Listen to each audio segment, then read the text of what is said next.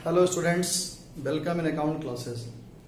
आपने देखा कि हम अपने अपने पार्टनरशिप के प्रीवियस लेक्चर में डिस्कस किया अबाउट पार्टनरशिप फर्म। पार्टनरशिप होती क्या है, लेकिन पार्टनरशिप होने के लिए एक बहुत इंपॉर्टेंट चीज है, आपको एग्रीमेंट करना जरूरी होगा, क्योंकि अब एक से ज्यादा लोग हो जाएंगे काम को करने में, तो उस एग्रीमेंट एक होना चाहिए कि कैसे हम वर्क को करेंगे। तो उस एग्रीमेंट को हम कई सारे नामों से जानते हैं, उसे हम पार्टनरशिप डीड भी कहते हैं, आर्ट के लिए आप पार्टनरशिप भी कहते हैं और पार्टनरशिप एग्रीमेंट भी कहते हैं। अब पार्टनरशिप डीड के लिए एक ऑप्शनल है कि पार्टनरशिप डीड रिटन भी हो सकती है और ओरल भी हो सकती है। आप चाहें तो उसको रिटन फॉर्म में रखें या ओरल फॉर्म में रखें, लेकिन अगर रिटन फॉर्म में रहे तो ज्यादा अच्छा है, क्योंकि किसी भी डिस्प्यूट होने की कंडीशन में आप उसे लोगों के सामने प्रेजेंट कर सकते हैं। और अगर रिटर्न फॉर्म में नहीं होगी, ओरल फॉर्म में होगी, और बाद में कोई पार्टनर डिनाई कर दे कि हमने कहा ही नहीं था, तो आप प्रूव नहीं कर पाएंगे। तो इसलिए रिटर्न फॉर्म में रहे ज्यादा अच्छा है। मैंने कुछ पॉइंट यहाँ जो पार्टनरशिप डीड में आने चाहिए वो नोट कर दिए। सारे पॉइंट्स हो सकते कुछ पॉइंट छूट भी गए हो तो कोई प्रॉब्लम नहीं, बस जो लिखा होगा उसके अलावा बाकी ओरली वो लोग एडमिट कर ले तो मान लिया जाएगा। जैसे मैंने कुछ मेन नोट कर दिए हैं, name and address of the firm. Main important चीज, जब भी आप कोई बिजनेस करेंगे तो उस बिजनेस का फर्म का नेम क्या होगा, एड्रेस क्या होगा, ये डिसाइड करना पड़ेगा। Name and address of the partners, जो भी पार्टनर बनने के लिए एग्री हुए हैं उनका नेम क्या है, एड्रेस क्या है, कहाँ रहते हैं। Type and nature of the business, हम किस नेचर का बिजनेस करेंगे ये भी डिसाइड करना पड़ेगा। अमाउंट ऑफ कैपिटल, कौन से पार्टनर के द्वारा कितनी कैपिटल इंट्रोड्यूस की जाएगी ये भी लिखना पड़ेगा। इंटरेस्ट ऑन कैपिटल, अगर कोई इंटरेस्ट ऑन कैपिटल उनको दिया जाता है तो उसको भी लिखना पड़ेगा। ड्राइंग, अगर पार्टनर्स को ड्राइंग करने का राइट है तो लिखा होना चाहिए, इससे बाद में डिस्प्यूट क्रिएट ना हो।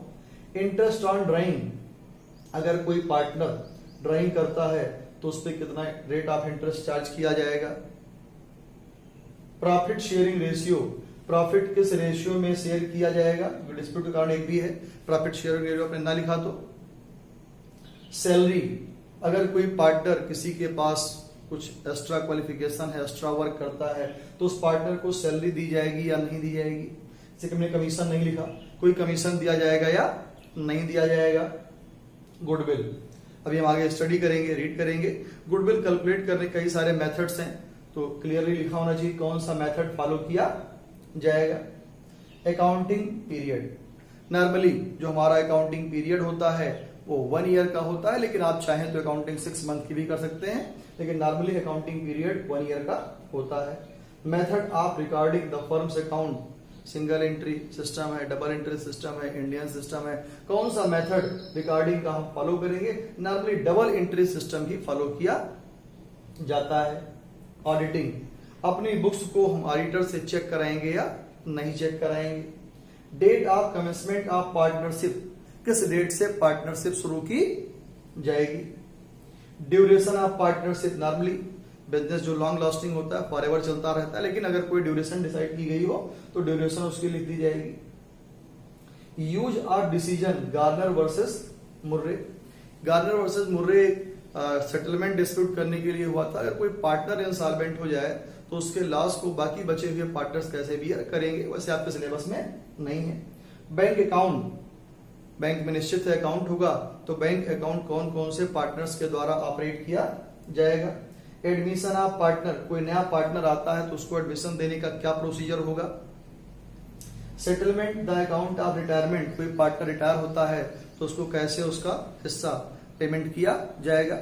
या मैंने कहा नहीं लिखा डेथ, अगर किसी पार्टनर की डेथ हो जाती है तो क्या पार्टनरशिप कंटिन्यू रहेगी या नहीं रहेगी, उसका अकाउंट कैसे सेटल किया जाएगा।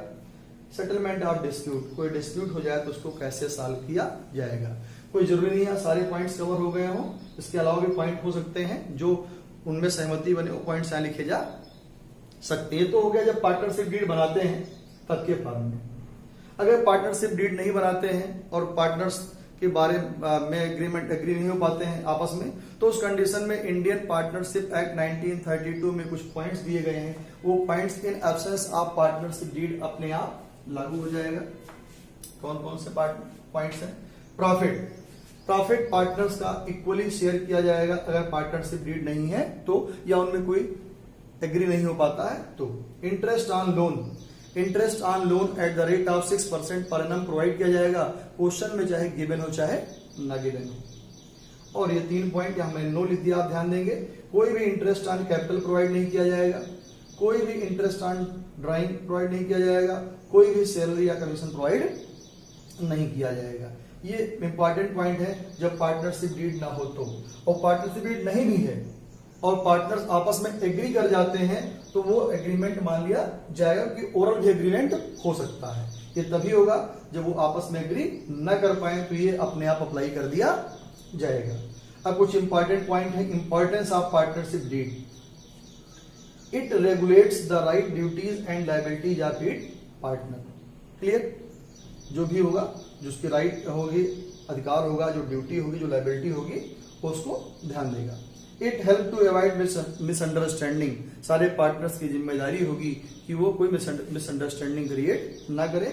और पार्टनरशिप डीड अगर रहेगा तो कोई भी मिसअंडरस्टैंडिंग क्रिएट नहीं होगी, क्योंकि नॉर्मली अगर डीड रिटन में है तो सारी चीजें लिखी रहेंगी। Any dispute among the partners may be settled easily as partnership deed। अगर पार्टनरशिप डीड है तो आप दिखा देंगे कि ये पार्टनरशिप डीड है, इसमें सारी चीजें लिखी हुई हैं और आपको आपके एग्री करना पड़ेगा, उसमें आपने एग्री किया था। एक बात और बताना चाहूंगा कि पार्टनरशिप जो होता है उसका रजिस्ट्रेशन कंपलसरी नहीं होता है। पार्टनरशिप में रजिस्ट्रेशन ऑप्शनल है। आप चाहें तो पार्टनरशिप का रजिस्ट्रेशन कराएं और चाहे तो पार्टनरशिप का रजिस्ट्रेशन ना कराएं। ये तो हमने डिस्कस किया अपने थ्योरेटिकल एस्पेक्ट के बारे में। अब हमारे कुछ न्यूमेरिकल एस्पेक्ट हैं कि सोल प्रोप्राइटरशिप से कैसे डिफरेंट है और अकाउंटिंग में क्या डिफरेंस आता है। तो थोड़ा सा मैं इसी वीडियो में उसको डिस्कस करता हूं आपसे।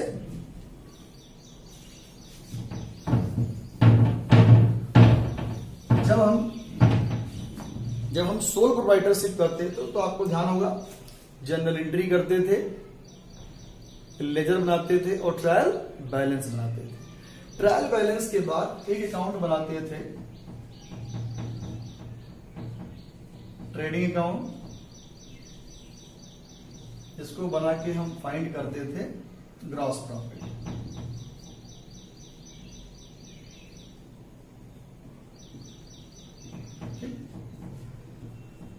एक बनाते थे प्रॉफिट एंड लॉस अकाउंट। थोड़ा अकाउंटिंग का डिफरेंस समझाना चाह रहा हूं, इसलिए इसको बता दिया। इसको हम यहां ट्रांसफर करते थे by gross profit brought down और फिर यहां पर कैलकुलेट करते थे नेट प्रॉफिट। ठीक, लेकिन अब हम पार्टनरशिप फॉर्म कर लिए हैं तो हमको इस प्रॉफिट को लोगों में डिस्ट्रीब्यूट करना पड़ेगा। तो उस प्रॉफिट को डिस्ट्रीब्यूट करने के लिए एक नया अकाउंट हम लोग बनाएंगे जिसका नाम है, जो पार्टनरशिप फर्म में ही बनाई जाएगी, profit and loss appropriation account.